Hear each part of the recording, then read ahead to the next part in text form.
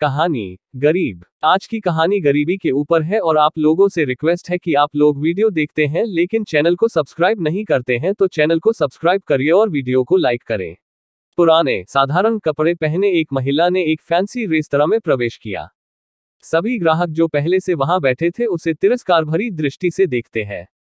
वह महिला फटी पुरानी ड्रेस पहने हुए थी और देखने में गरीब लग रही थी।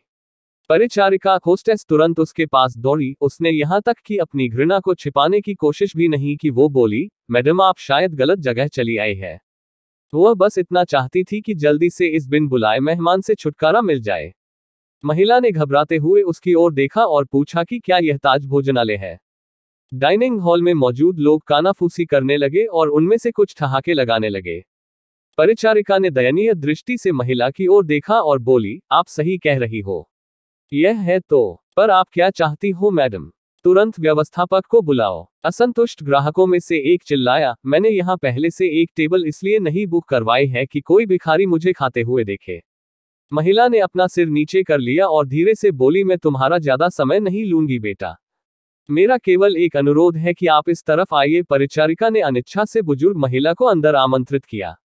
वो बस किसी तरह उसे बाकी ग्राहकों की नजरों से दूर ले जाना चाहती थी। अगर मैं तुम्हारी जगह होती तो मैं सिक्योरिटी को बुलाकर उसे बाहर का रास्ता दिखाती। आपने देखा कि कैसे उससे बदबू आ रही है, वह एक बुरा सपना है। ये सब बोलकर वहां बैठे लोगों ने अपनी भावनाओं को बिल्कुल छुपाया नहीं। महिला मिठाइयों के शोकेस में गई और काफी देर तक उसे देखती रही। वेटर उसे देखकर हंस रहे हैं। वे कह रहे थे, अगर वह यहाँ मुफ्त में खाने की उम्मीद करती है तो उसे कुछ नहीं मिलने वाला है। ऐसा लगता था कि महिला ने उनकी बातों पर ध्यान नहीं दिया। महिला बोली, मुझे बताओ बेटा, क्या लेमन केक को केवल आधा खरीदना संभव है? इसकी लागत क्या है? मेरे पास 10-10 की 17 नोट हैं। उसने हाथ में कुछ मुड़े तुड़े पुराने नोट दिखाते हुए पूछा। वेटर्स ने बमुश्किल हंसी रोकी। मैडम, मुझे नहीं लगता कि आपके पास इस केक के एक टुकड़े के लिए भी पर्याप्त पैसा है। यह केवल केक नहीं है बल्कि हमारे महाराज शेफ द्वारा किया गया कला का काम है। इसके अलावा हम इसे आधे में नहीं बेचते हैं। गरीब महिला शर्मसार हो गई। उसे ऐसा लगा कि उसके अंदर कुछ टूट गया हो। धीरे धीरे वह निराश कदमों से चलते हुए बाहर निकलने लगी। अचानक उसे रेस्तरां के कोने में अपनी पत्नी के बगल में बैठे सैन्य वर्दी पहने एक व्यक्ति ने बुलाया। मैडम कृपया यहाँ आओ, आप बहुत निराश लग रही हैं। कुछ हुआ है? उसने चेहरे पर मुस्कान के साथ पूछा।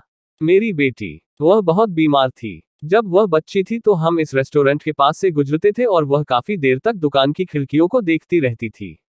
हमने एक दिन यहाँ लेमन केक खाने का सपना देखा लेकिन फिर वह बीमार हो गई। मेरे पति चले गए और हम दोनों का पेट पालने के लिए मुझे नौकरी करनी पड़ी। मेरे पास इलाज जारी रखने के लिए पैसे नहीं है, इसलिए अब मैं उसके लिए कुछ भी नहीं कर पा रही हूँ। तो मैंने सोचा कम से कम उसे ये केक ही दिला दूं, लेकिन मेरे पास केवल 10 की ये 17 नोट है। इतना कहते हुए उसके आंखों से आंसू बह निकले। बिना किसी हिचकिचाहट के उस फौजी ने वेटर को बुलाया और उसे अपने खर्च पर महिला के लिए एक पूरा लेमन केक पैक करने को कहा। उन्होंने महिला से कहा, आज 17 साल हो गए हैं जब हमने अपने बेटे लक्ष्य को खोया था। एक कार दुर्घटना में उसकी मृत्यु हो गई थी।